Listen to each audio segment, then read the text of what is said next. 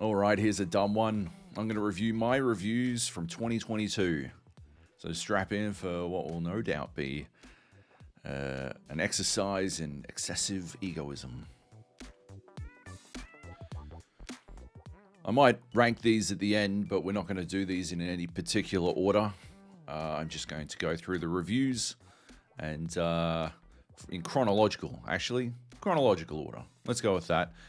Which means we're going to start with Horizon Forbidden West, the first review I did in 2022. I wrote this for Stevivor.com. I gave it a 6.5 out of 10. At time of embargo, it was not the lowest score on Metacritic, and it is far from the lowest score on Metacritic now, but months later, people are still tilted about this review. And yeah, so why don't we have a look at the review and see how it went down. Let's grab the closing paragraph. But that's how it is at the end of the day. It's a game of contrasts. A game about robot dinosaurs where you spend far too much time fighting robot meerkats and boars instead for some reason. One with brilliant voice acting that you begin to hate because some characters won't shut up. Where the side quests are great, but they're so simple as to feel pointless. Where the combat features a complex balance between elemental strengths and weaknesses, but you can ignore all that via a rain of explosive spearheads. If you look at it from that perspective, it almost makes sense that Horizon Forbidden West is the most linear game, open world game I've ever played. Yeah, fuck the haters. That closing, that ruled. For a little while, when it was first published, only the last sentence was put on Metacritic as the closer. There was none of that other contextual stuff. And so it just read at the end of the day, or it almost makes sense that Horizon Forbidden West is the most linear open world game I've ever played, which is actually, I still think, a great sentence. It is a great sentence, but it does need that context behind it to sort of to give readers a bit of a platform. If your entire personality is based around jumping on Metacritic and losing your goddamn mind because a video game got a score that you don't agree with, even though you haven't played the game yet, when you read a sentence and it doesn't make sense to you, right? I mean, there's a thread of insecurity, deep insecurity that goes through these people who attach so much of their self-worth to the console they happen to be playing at the moment. And yeah, when they're confused by a sentence, that makes them feel dumb. And when they feel dumb, they lash out even harder. And so I think that contributed. There are other factors that contributed. The only score that was lower than mine on Metacritic was in Norwegian by a friend of mine, Klebby. He is one of the worst teammates you'll ever get in Warzone, but he's via Google Translate, a very good writer. Yeah, like that didn't help. They couldn't understand that one at all, but they sort of put that up to the language barrier. But yeah, mine was the only one there for them to latch onto. It was a confusing sentence. We got Metacritic to add the paragraph beforehand to sort of help them, get that context. It didn't super help because they were already, whipped up into a frenzy. And there are, again, other factors at play. There always are. It's never just one thing with these situations. It's never, there's not just, because I've written a lot of negative reviews over the years, and only a handful of them have sparked the kind of hate I got for this one. Anyway, why don't we take a paragraph from the review and get into it a little bit more. The spike thrower, especially one throwing spears, rocking explosive tips, is the super shotgun of Forbidden West, so formidable in its damage output that all other weapons exist only as backups or backups to backups. It does it all. It knocks off parts for upgrades, it deals heavy damage, and it shreds armor. This was a problem in 2016's Doom, one fixed in Doom Eternal, and it is a problem here too. It's mitigated somewhat by the need to farm ammo materials, but the loot economy is such that you never want for money, and simply buying those materials doesn't even put a dent in your coffers. This paragraph or pair of paragraphs, it's a bit of a twofer, right? I like it and I hate it, right? It does something that I really like, and it does something that I don't like. What it does that I don't like is the reference to Doom 2016. I have this habit. I love seeding references to other reviews I've written into my work, especially controversial reviews. So yeah, I'll do it all the time. You know, I feel very strongly that I was correct about Doom 2016. I feel that Doom Eternal, made it clear that I was, but at the same time, I don't think I need to keep talking about Doom 2016. You know, like it was 6 years ago, right? Let's move on, right? So I don't like that I keep referring to that game or to other work of mine. You know, I just don't think it needs to happen. So that's something specifically that I didn't like in this review. However, what I did like was the spike thrower thing. One of the things, there's such a, when you can grab something like the spike thrower being a fantastic weapon, I think it's really good for a review because it sort of, first of all, it gives the reader something. I always assume that every person reading my review is eventually going to go and play the game anyway. And hopefully that information will seed into their brain and they'll be like, oh, I'm having a bit of a tough time. I remember there is a weapon that will help me out, right? So it's a bit of advice. It's also a critique, right? And because, it criticizes the nature of the weaponry in the game. And also demonstrates a level of expertise that it makes it harder to refute my claims, right? If I am able to point to a specific weapon that is dramatically overpowered before the game is even out, right? Then we wind up with a situation where you can't really argue against me unless you deliberately misinterpret or accidentally misinterpret the difficulty settings in Horizon Forbidden West, which is something that happened. I mentioned that I played it on Explorer difficulty. People took that to mean I played it on the easiest difficulty. That was not the case. But even to this day, people still think that I played it on the easiest difficulty. I don't get mentioned in, I don't get direct messaged all that much. I do, like literally yesterday, I think, I did get pinged by some lunatic Horizon fanboy over something completely unrelated. But yeah, I don't really get into it, but I do see, I get sent tweets about that review and they're like, he played it on easy, he doesn't know what he's talking about. It's not true. It was never true. Another thing we had to change in that review to sort of, I guess, patch. It was a balanced patch. I launched it. I thought it was perfect in 1.00, but over time, we got to, I think it wrapped up in 1.01. Anyway, this is a very good review. I don't know that it reads like a 6.5. Personally, I don't, maybe a little bit lower, but geez. Who knows how things would have gone if I'd actually been the lowest score on Metacritic. I actually do think there are some really good things in Horizon Forbidden West to this day. So, yeah, I wouldn't go all that much lower. If you play it in really short bursts,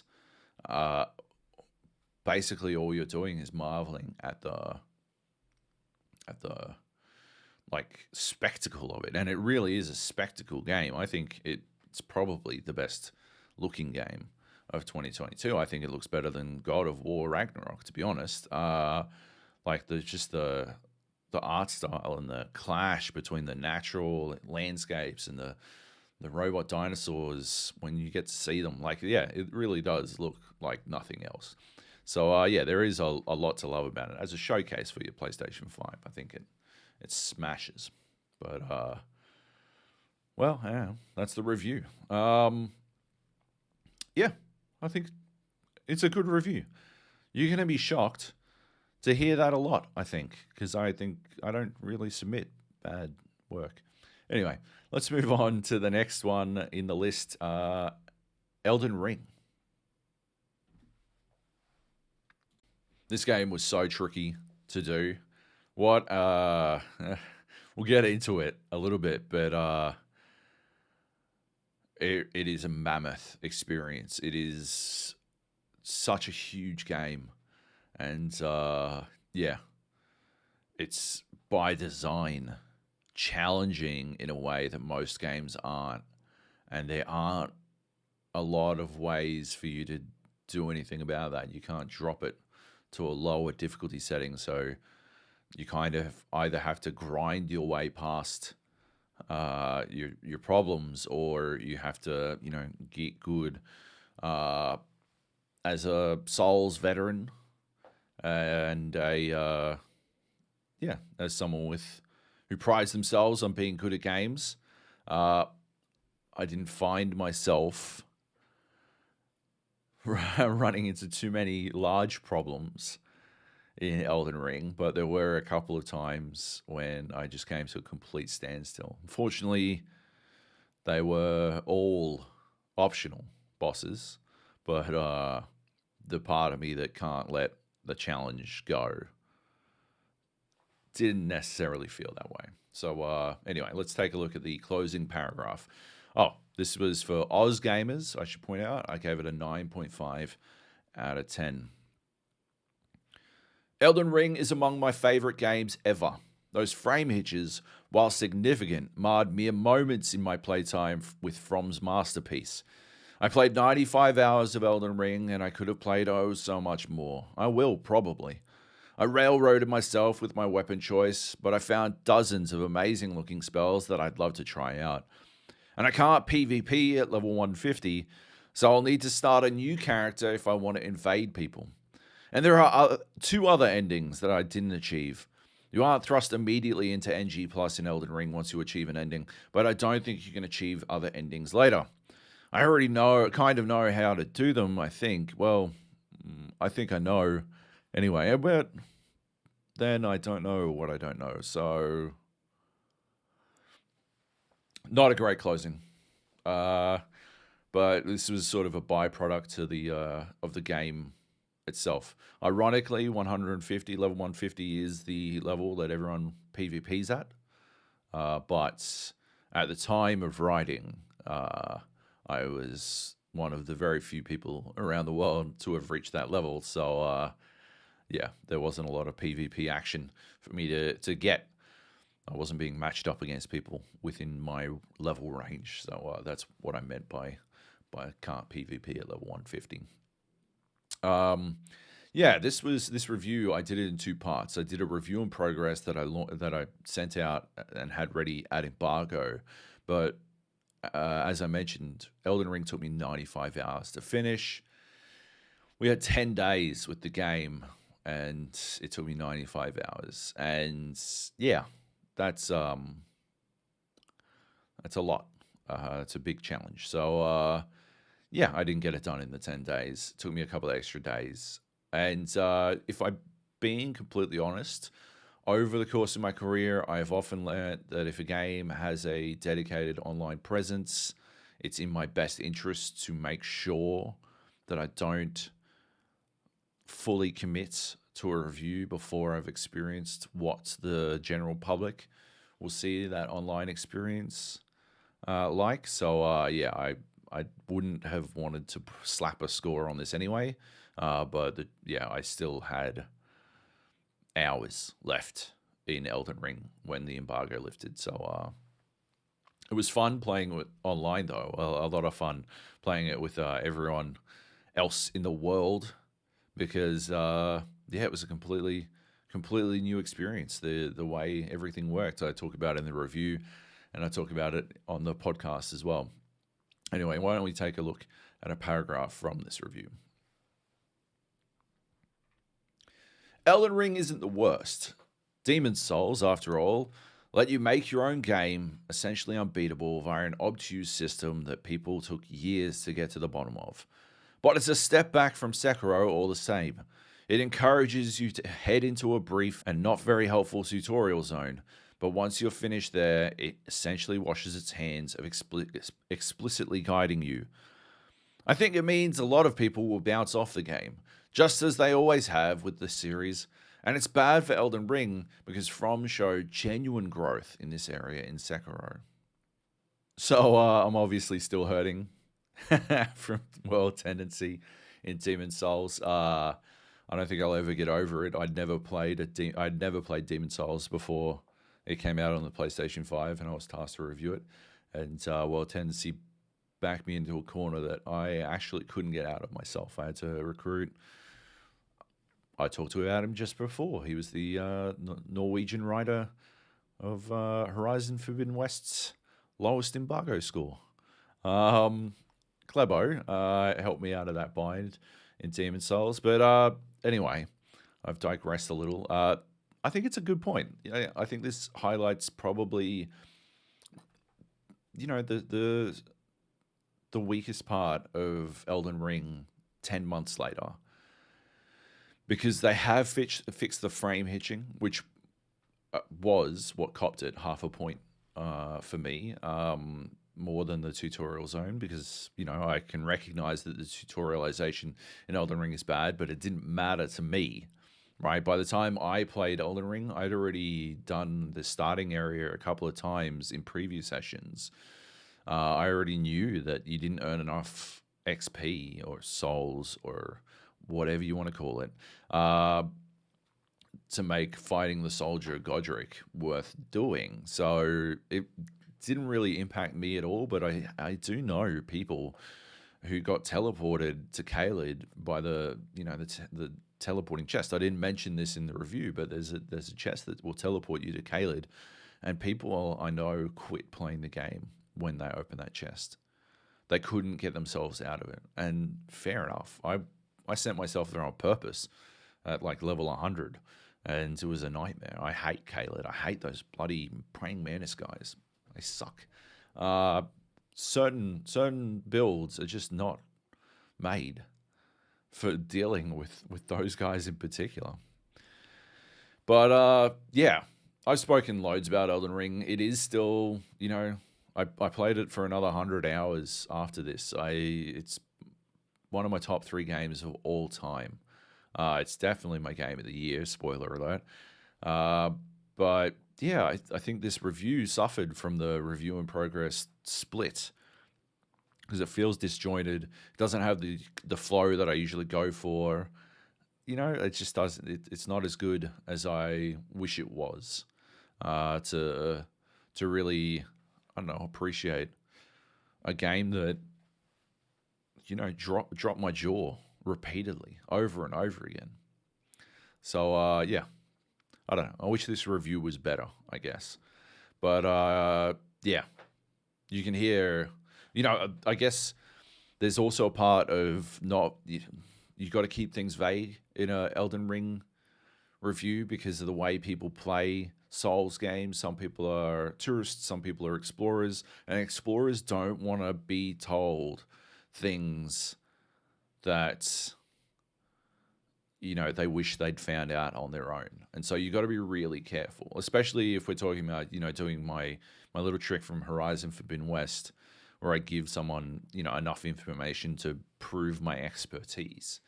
Yeah, that's tricky in a Souls game, because some people might have wanted to go find that out themselves. I'd already talked about going and cheesing out a free 75,000 souls early in the game by running into Caelid, but that was in a previous preview that I wasn't sure I was going to be allowed to talk about, but I did, and it's still in the game today. You can still do it.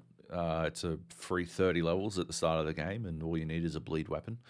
Yeah, like that I think works, but otherwise I wanted to keep it generally vague to preserve the experience of the explorers, because that's how I like to play Souls games, as an explorer with as few hints as possible. That is actually what we did.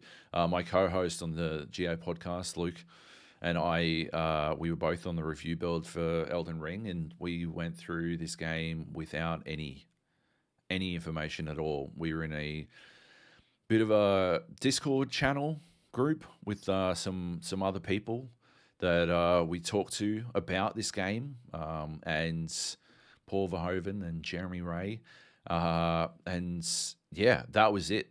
And it was a phenomenal experience doing that. I mean, I believe we found the Halley tree before anyone else in the world, based on the complete lack of signs, and we made sure to leave our own soapstone signs. I can't remember what they're called now, finger signs. I don't know. That sounds weird. So that people would be able to find their way to the cracked pot and all that stuff. We found that ourselves before anyone else in the world, and that was bananas, spectacular. Like one of the all-time greatest moments in a video game ever. But I didn't detail that in this review. We do talk about it on the podcast, episode 603, 4, and I think 5. We go through all of this kind of stuff. But in terms of details in the body of the text itself, it's not really there for this one. Anyway, why don't we move on to the next review, which is Gran Turismo 7. Gran Turismo is a series that holds a very dear place in my heart. I used to play it with my dad. It was one of our favorite things to do together.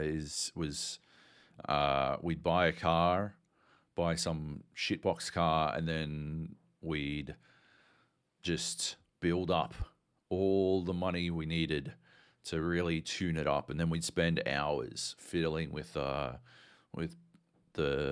tuning of the car just to eke a couple of extra kilometers an hour out of it, and only ever on the high speed ring. And none of these cars could turn worth a damn, but in a drag race, they'd beat anyone. And that was it. And then we'd trade off then doing races to build up enough money to do it with another car. And a very, very fond memory of playing this game with my dad. And so let's take a look at Gran Turismo 7's closing paragraph.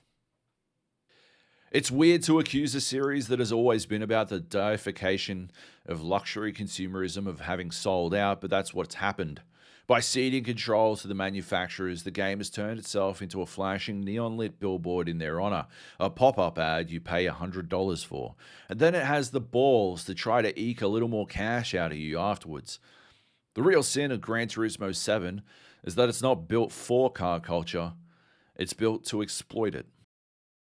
God damn, that is a closing paragraph. A closing paragraph for a game I did not like.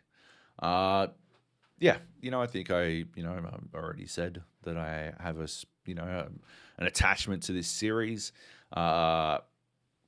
Disappointed with where it's gone. I think it's pretty obvious. I don't know.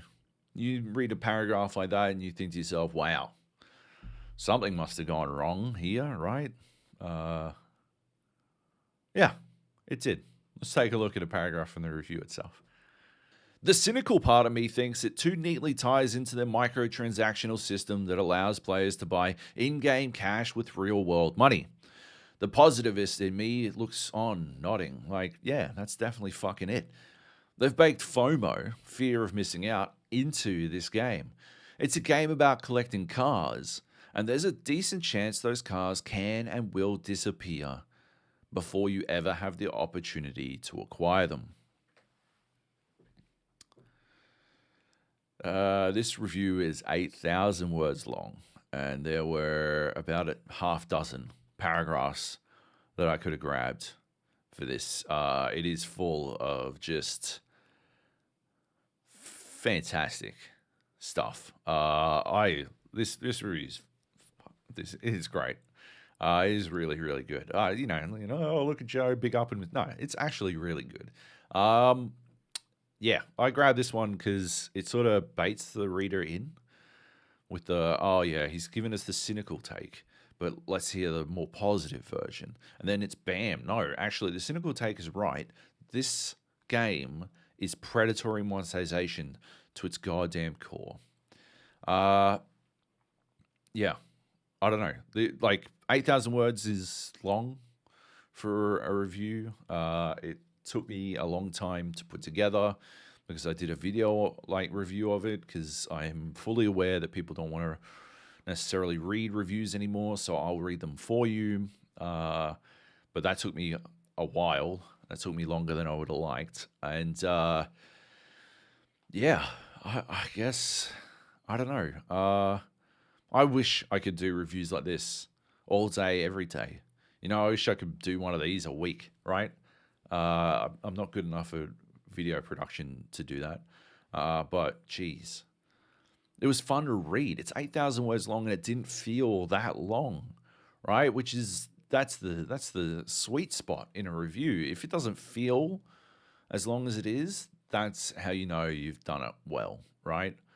Because often reading something back is a slog, but no, this one just goes. There's a through line all the way through, and it sets things up at the start that, like, sets things up at word 500 that it goes back to 7,500 words. Like, it's a slap on. Look, go and read it or watch the video. Like, just make sure you check this one out. I love this review. Holy shit. Anyway, let's move on to our next one in the list, Neon White. I wasn't going to do anything with this game, but I came to it real late. It had been out for, I think, a week before I even picked it up. All I could see was that it was half shooter, half visual novel, and I don't much like visual novels, so I figured I'd skip it, but I got into it, and I'm so glad I did. Why don't we take a look at the closing paragraph? And hell, if you're not a fan of the visual novel style, you can just skip the text. That's easy enough. It's still flow breaking a little, but not nearly as much. I think the first person parkour of Neon White is good enough that it's worth skipping half the game for. It really is that good.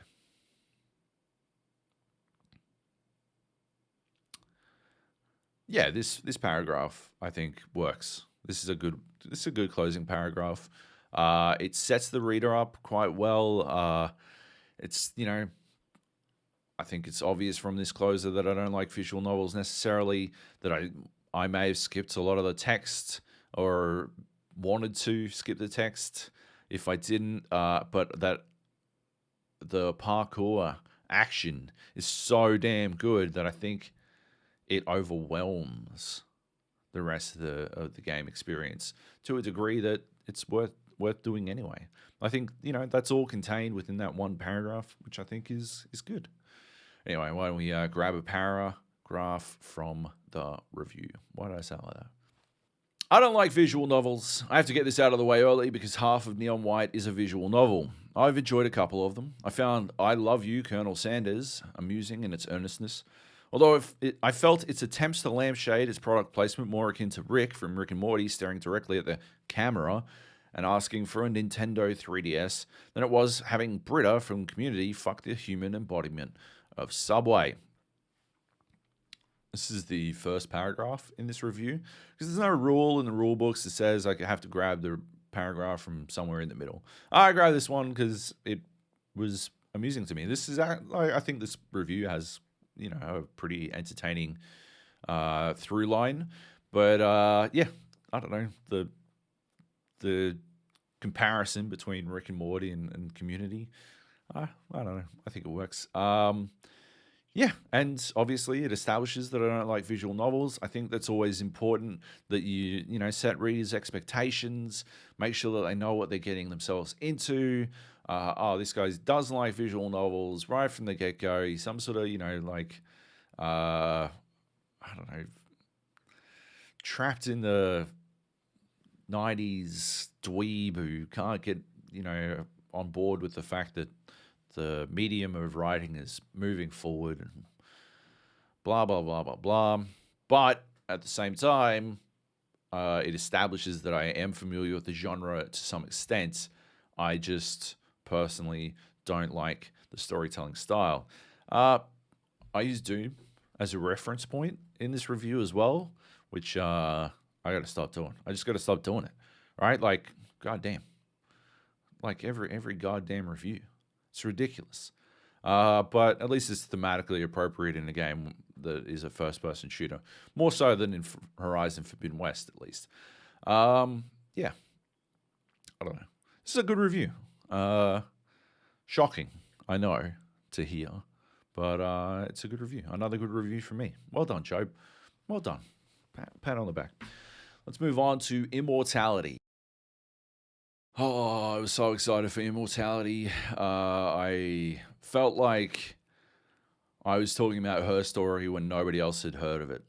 I felt like I'd stumbled across something that was completely like this unknown gem, you know, this underrated classic. And Telling Lies, I got into, didn't like as much as her story, but yeah, it felt like, you know, this was what I was watching a new genre form before my very eyes. And Immortality, third game from Sam Barlow, I was very excited to check out. It sounded ambitious as hell. Why don't we grab the closing paragraph from the review? Still, I think Immortality is worth playing, or experiencing anyway. Ambrosio, Minsky, and Two of Everything are three films I wouldn't typically watch, but the performances contained within each are fantastic. And the meta-narrative, the mystery of Marissa Marcel, is spectacularly put together. I just wish I was more involved in the uncovering.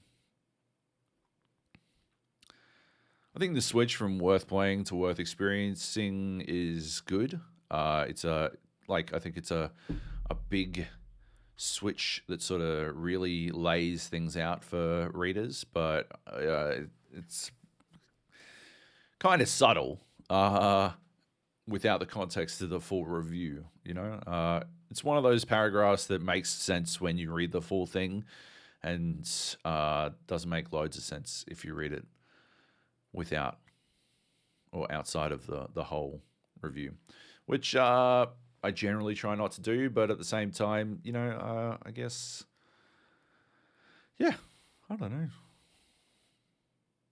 Let's take a look at a paragraph from the review. If we return to the puzzle analogy, the joy of the jigsaw isn't in having a complete picture, it's in the act of putting it together. But Immortality doesn't really allow you to put it together. You're a step removed from that, instead rolling dice to select a piece to try at random and witnessing the results.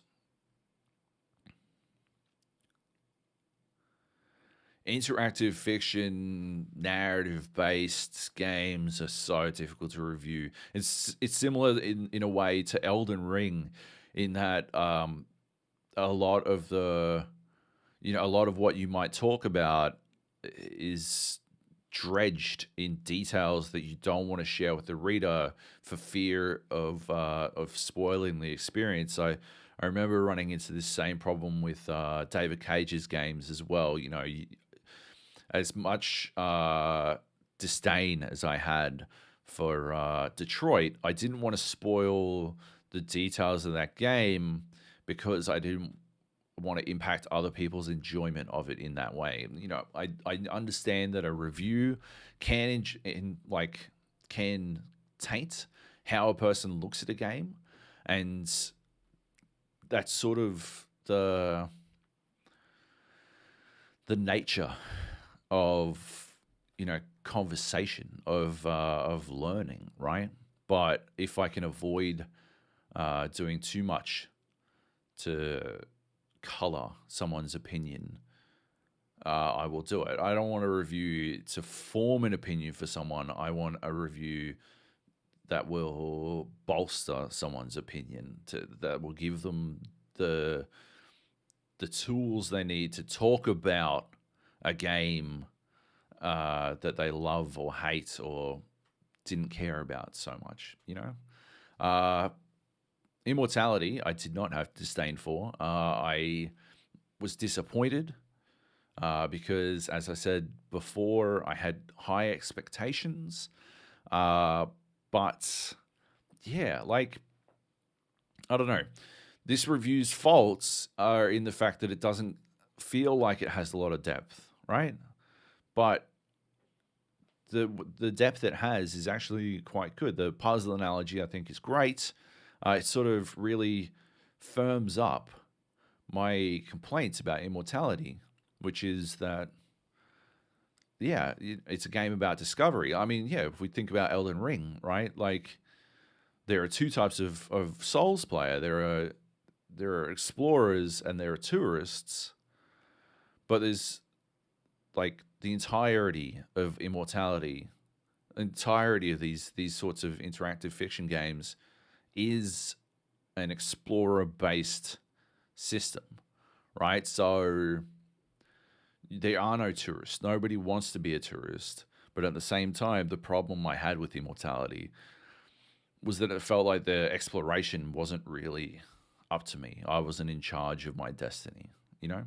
That's the crux of it. And I think that is shown throughout the review. It's just details on the story and the essence of the game are maybe a little bit lacking. Anyway, let's jump to the last review in the list, NBA 2K23.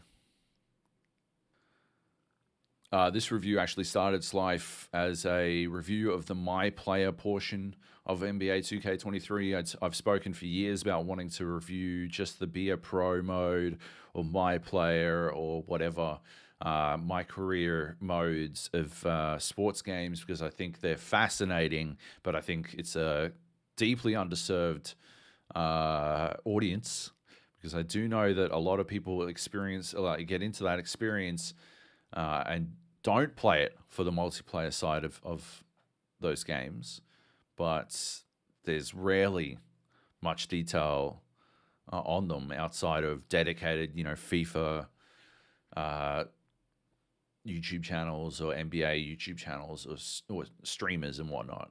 So I just think it's a fascinating aspect of video games that is also not really talked about, because it doesn't really fit with our mainstream concept of what a video game's supposed to be, even though, they go to great lengths to develop out the RPG aspects of these games. So, yeah, I was going to do a review of My Player. I got tapped to do a full review for AusGamers, and I gave it a 5 out of 10. Let's take a look at the closing paragraph. On the cynical side of things, NBA 2K is a billion-dollar enterprise. It doesn't do things by accident. It chose to put my career front and center, to put my team right below it, to bury the ability to simply play a game of basketball in layers of menus. The shame of it is that I genuinely think it's the best representation of basketball ever. But they make you work so hard to see that, and I just don't know if it's worth the effort. The old I'm not mad, I'm disappointed angle. I still don't know if it's worth the effort, to be honest. I haven't returned since I played it for review, but I just found myself disillusioned with it. It used to be that when someone would come around, I'd chuck NBA on and we could play some 2K, and we just play some couch competitive basketball, and I used to really appreciate that, but that's just not the go-to anymore. And as I said in the review, they buried it below menus, which is just menus that direct you to things that, as this review points out, I have pretty strong, problems with, so objections to. So yeah, anyway, let's take a look at a paragraph from this review. But on what fucking planet should a review be analyzing the economy of a basketball game? How does that make sense? If there is an economy to be analyzed, is it not already a lost cause? Has it not strayed too far towards the other meaning of gaming, the one that's so keen to shake the idea of bad luck since it dropped the BL. This is one of those things that doesn't really work in video form, but in text, I think this paragraph is, you know, a killer, right? Gaming, right? If you drop the BL from gambling, you get gaming, right? And the gambling industry has attempted to rebrand itself as gaming, right? So, but BL is also a reference to bad luck. It's short for bad luck. So, yeah, there's there's layers to this shit, right? Like, no, this review is full of it's another great one, like Gran Turismo, like just full of great paragraphs. It's also extremely in depth.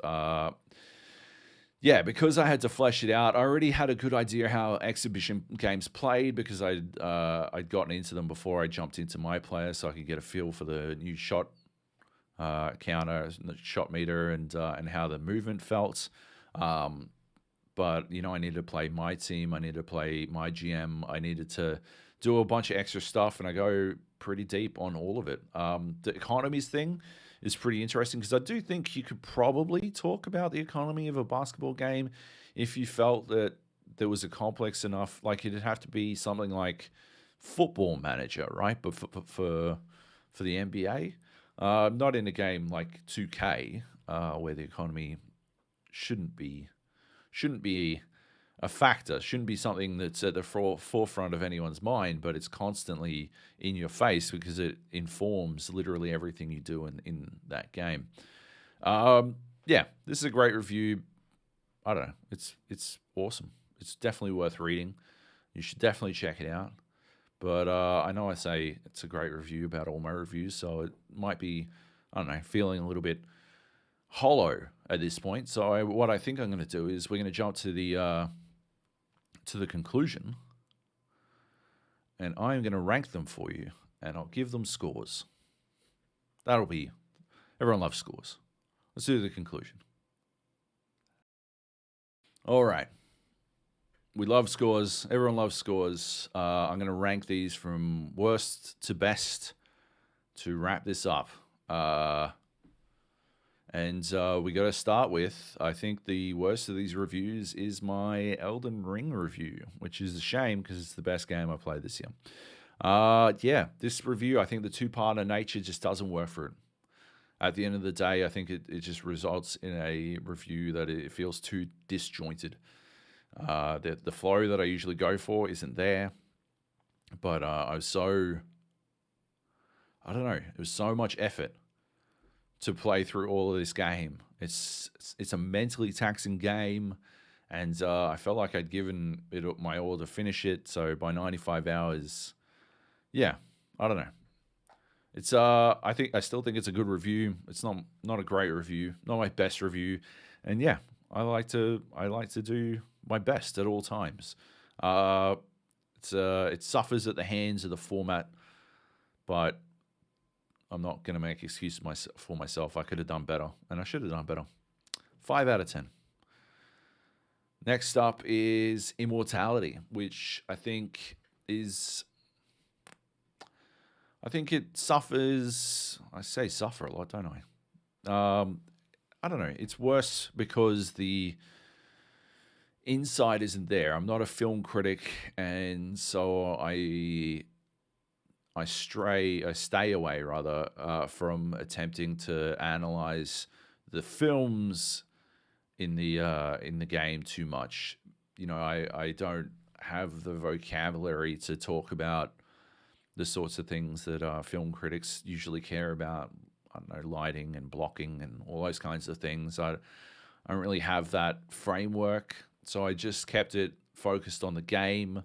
But it is a game with 3 movies in it, and perhaps if I'd gone a little bit, if I'd stretched myself to review the movies as well, then the review might have felt a little deeper than it was. Felt, by the way, I should say, because the depth is there, because my criticisms remain about the game portion and those criticisms I do think are on point.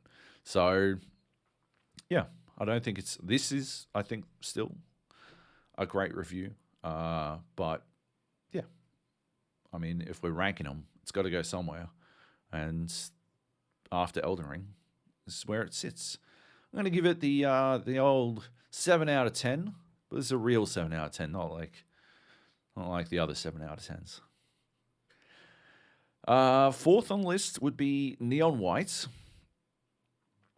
but only because third and fourth place are really, really close. I think it's an entertaining review. I think it's got really good analysis. It's probably the biggest fault it has is that it's a little bit hokey towards the end. You know, I'm like throwing down the gauntlet to other people, which is, I don't know, insecurity on my part. I like to, affect an air of bravado and confidence in my reviews. And yeah, at the same time, I think it's sort of testing to see if anyone reads them or something like that. I don't know. It's insecurity. It's definitely insecurity. And who needs it? Who needs it? Anyway, great review. 9 out of 10. Bronze medal goes to Horizon Forbidden West. This review caused me so much hassle this year. But it only gets bronze, which is... ain't that the way it goes, huh? Like, I don't know. I think it is a great review. The haters were completely wrong. Actually, it does remind me, some of the hate mail I got, like, told me that it was well written, but completely fucked and funny. But I wrote this down, stupid ass. Funny but stupid ass review. And yeah, well written, but completely fucked. Like, you're in a good place if when they're spitting vitriol in your direction, they can't help but actually accidentally like compliment you. I'll take well written any day of the week, please and thank you. Yeah, I think the reason this gets third is because I'm a little bit over the top in my praise for certain elements of the game. Not for Lance Reddick's performance, which is still the best, and his character's amazing. But yeah, certain elements I went really ham on praising. And again, I think this is insecurity. I think it's sort of a preemptive parry, right? Because what will happen sometimes is these, lunatics who haven't yet played a game will latch on to the volume of negativity and then say, "Oh, this dude just hates blah. He just hates the game. He was just called in to hate on it, right?" But if I spend paragraphs like overtly praising it, then it becomes harder to make that argument. I don't know. I feel like I'm lifting the curtain here, but yeah. I don't know. It makes the review worse. It worsens the review, but because it tempers it's supposed to temper the lunacy. I'd do it again. So anyway, 9 out of 10. I think. Yeah. Second place goes to NBA 2K23. Yeah. I don't know. Gran Turismo 7, NBA, these were pretty close. The only one, the thing holding this one back is that it wasn't published on time. Real life stuff got in the way for both me and the editor. And so it came out weeks after it should have. I sent it in days after the game came out. And if this review had landed then, I think it would have maybe had a bigger impact than it did. But what can you do? We are real human beings with real shit going on. So, yeah, I don't know. This review is fantastic. It goes so deep into so many things that are intentionally obfuscated. The lengths that visual concepts go to muddy the the understanding of the economy in that game is phenomenal. And this review really does work hard to clear away that mud, to sift through, to get to what lies beneath. And I think that's, games are built on their economies, right? Doom 2016, the difference between Doom 2016 and Doom Eternal is the ammo economy, right? And that's the last time I'll ever make a Doom 2016 reference. But like if you look at a game like, Magic Survival, or its infinitely more popular breakout hit of the year, Vampire Survivors, breakout hit of the year and clone Vampire Survivors. It's a game that's literally just experience economy being managed. And once you understand that stuff, you can really begin to understand games. I've always felt that, understanding the economies behind games is the secret to really understanding them. And it's exemplified in my NBA 2K23 review. 9.5 out of 10. And the championship belt goes to my Gran Turismo 7 review. It was too long, but it didn't feel it. And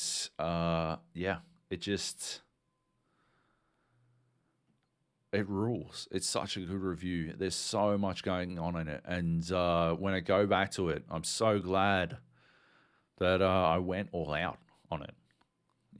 That I went as hard as I did.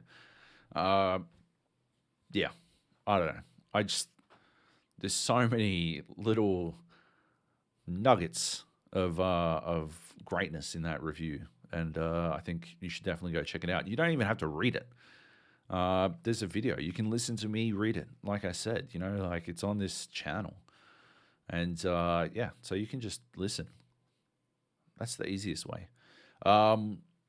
You can also do that with my Neon White review and my Immortality review, which I read the reviews for, but not for the other reviews, which I didn't make videos for because I didn't get paid to. I don't know. That's it, I guess. I guess my main takeaway from these reviews is that I'm really, really, really good at reviewing games. I'm the best in the world at it, I think. I think I'm still the best. Yeah, probably. I let my insecurity come through sometimes, and I'm better at writing them when I don't have an insane deadline sitting over my head. And the reviews my best reviews come when I feel extremely passionate one way or the other about a game, but I actually already knew all those things as well, so I don't know. I guess what I really got out of this was an overwhelming feeling of self-gratification. That's what you just listened to and watched 50 minutes of, self-gratification. Chuck this one on Pornhub, because it's onanistic as shit. Anyway, thank you for joining me on this, I don't know, self-congratulatory endeavor. And I guess that's it for the year, really. I'll be back. I think I'll do more reviews in review. I enjoyed doing them this year. Such a great idea, such a great way to examine the nature of criticism in video games. I think in a vaguely entertaining way. I don't know. Yeah, I might do some more reviews next year. I'll certainly try. I love the idea of getting back into reviews. If I can form a better way to put them together, maybe I'll do more. But yeah, I don't know. That's about it. That's 2022 done for me, at least. Go check out the GAPodcast.com. Make sure you read all of the reviews. As always, GAPodcast.com will have one more episode this year, and then we'll have our best of the best of the best end of the year extravaganza. Last year it went for 8.5 hours. Who knows how long this year will go? I don't know. We'll see. And I don't know, look after each other, subscribe, like, I don't know, whatever. Tell your friends, don't whatever. Chuck this on Pornhub and let me know when it's gone live. Yeah, no, none of that. Stay safe. Love you. Bye.